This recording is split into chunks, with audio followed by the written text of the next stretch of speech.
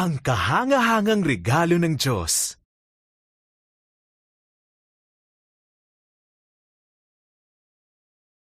Ang mga Hudyo sa lahat ng dako ng mundo ay nagtipon sa Jerusalem para sa pista ng Pentecostes. Naroon din ang mga tagasunod ni Jesus. Nagtipon-tipon sila. Hinihintay ang regalo na ipinangako sa kanila ni Jesus.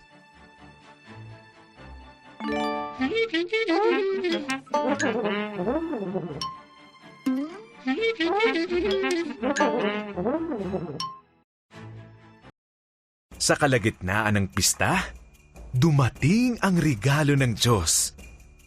Nagsimula yun sa isang tunog, parang isang umuugong na hangin na bumalot sa loob ng bahay kung saan sila naghihintay.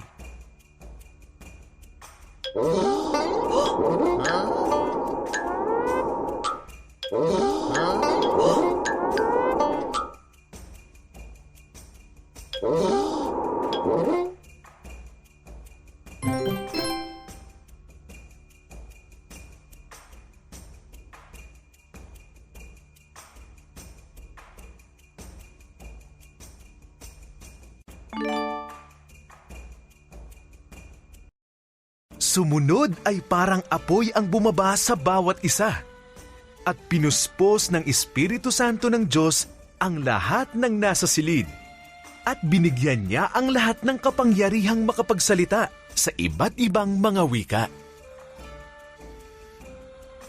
Oh!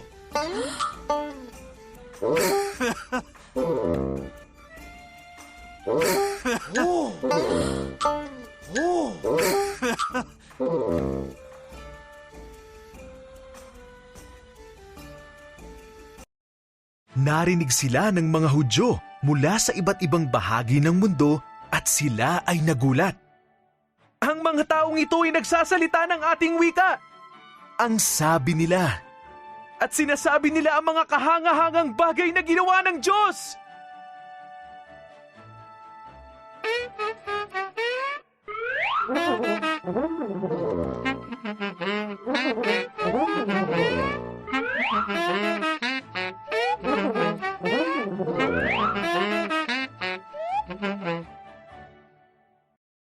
Ito ang regalo ng Diyos. Paliwanag ni Pedro.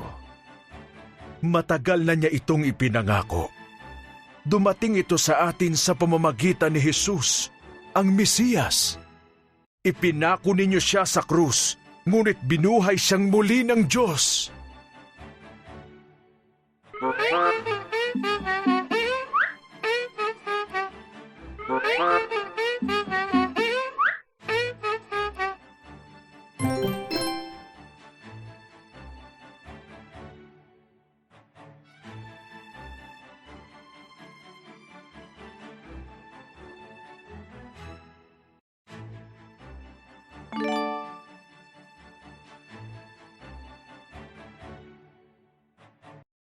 Ano ang dapat naming gawin?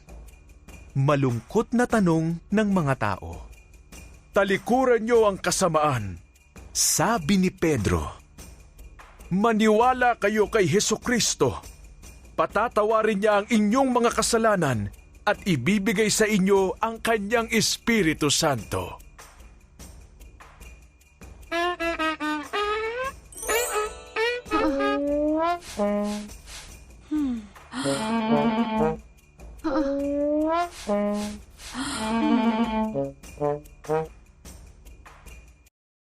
Noong araw na iyon, 3,000 tao ang nabautismuhan. Ilan lamang sila sa mga unang nagtiwala kay Jesus bilang kanilang tagapagligtas.